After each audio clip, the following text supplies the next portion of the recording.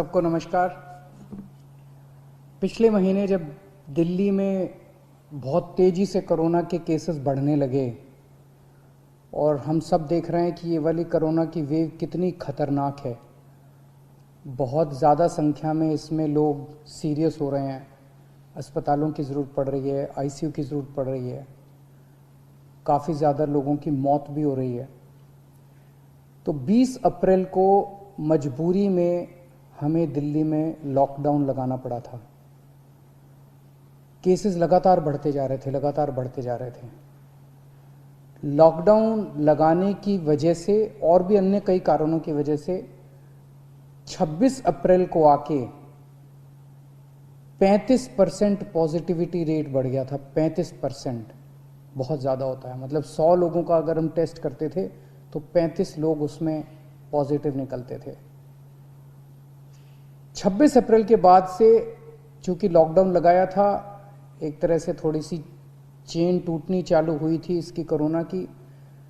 26 अप्रैल के बाद से धीरे धीरे केसेस कम होने चालू हुए और अब पिछले 1-2 दिन के अंदर 23%, 35% से 23% पॉजिटिविटी रेशियो आ गया है। तो केसेस कम होने चालू हुए हैं दिल्ली के अंदर। इसमें आप सब लोगों का बहुत ज़्यादा सहयोग रहा। दिल्ली के लोगों ने जम के सहयोग किया। आप लोगों ने लॉकडाउन का पूरी तरह से पालन किया और ये हम सब लोगों की, अपने परिवार की ज़िंदगी और उनके स्वास्थ्य की बात है। हम किसी पे, कोई भी किसी पे एहसान नहीं करा, हम सब के अपने लोगों के स्वास्थ्य की और ज़िंदगी की बात है। इस लॉकडाउन के पीरियड को हमने संसाधन, हेल्थ इंफ्रास्ट्रक्चर को और मजबूत करने के लिए इस्तेमाल किया। कई जगह नए ऑक्सीजन बेड्स तैयार किए गए। सबसे बड़ी दिक्कत दिल्ली में ऑक्सीजन की आई है। नॉर्मल टाइम में जितनी ऑक्सीजन चाहिए होती है अस्पतालों में, उससे कई गुना ऑक्सीजन की जरूरत पड़ने लगी, क्योंकि अब जितने भी मरीज आते थे कोरोना में उन सबको ऑक्सीजन की जरूरत थी, तो कई गुना ऑक्सीजन की जरूरत अचानक पड़ने लगी। पिछले कुछ दिनों में केंद्र सरकार के साथ मिलके और हाई कोर्ट और सुप्रीम कोर्ट के आदेशों से, केंद्र सरकार के सहयोग से अब ऑक्सीजन की स्थिति दिल्ली के अंदर काफ़ी सुधरी है पिछले कुछ दिनों में। अब इस तरह की बातें सुनने को नहीं मिलती कि इस अस्पताल में 2 घंटे की ऑक्सीजन रह गई, उस अस्पताल में आधे घंटे की ऑक्सीजन रह गई, यहाँ पे किसी की ऑक्सीजन से मौत हो सकती है। अब इस तरह की बातें सुनने को नहीं मिल रही है। तो इस लॉकडाउन के पीरियड को हमने अपने सिस्टम को भी सुधारने में काफ़ी प्रयास किए। पिछले कुछ दिनों से वैक्सीन को भी बड़ी तेज़ी के साथ वैक्सीनेशन का कार्यक्रम शुरू किया गया है। आप में से जितने लोगों ने वैक्सीन लगवाया उन्होंने देखा होगा कि दिल्ली सरकार ने जो स्कूलों में इंतजाम किए हैं वो कितने शानदार इंतजाम किए हैं। सब लोग इसकी तारीफ़ कर रहे हैं, सब लोगों को अच्छा लग रहा है। हमारे युवा बढ़ चढ़ के वैक्सीन लगवा रहे हैं।